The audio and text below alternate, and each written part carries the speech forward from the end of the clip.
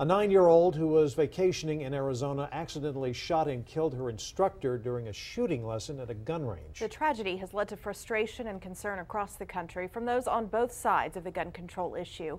NBC's Jay Gray takes a look at how that's leading to different approaches to the questions about children and gun safety. We have to keep that held in, otherwise the gun won't fire, okay? This haunting video from an Arizona gun range shows the final seconds of shooting instructor Charles Vaca's life. All right, go ahead and give me one shot. His 9-year-old student handles a single shot just fine.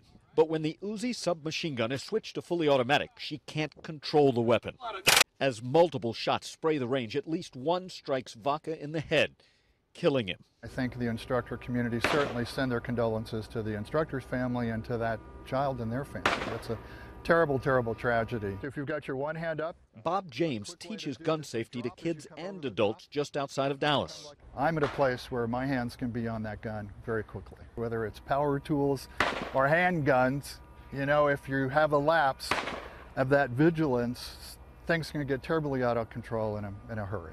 Which is why many say even with supervision, a child shouldn't be pulling the trigger. I think it's an incredibly irresponsible decision. We refuse to acknowledge that these are dangerous weapons that kill people. But that's exactly why Aaron Gent says he's teaching his 8-year-old daughter to shoot. She came to us, she said that she wanted to shoot, so I grappled with it. Ultimately, he says, it was the words of his instructor that helped him make that decision. You can either gun-proof your kids or kid-proof your guns, and one of them's going to work, the other one's not. And the one that's going to work is the reason that we're out here.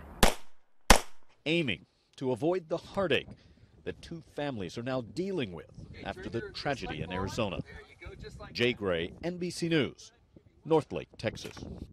Well, no charges will be filed after the death at this gun range. Investigators call it a tragic accident. We thought you should know. We checked Texas law and it does not mention gun range rules for children. It just requires owners follow NRA range manual guidelines and to purchase insurance of at least $500,000. We also reached out to a local gun range. An employee there told us today their range does not have age restrictions as long as there is a guardian present and the range officer believes everyone is acting responsibly.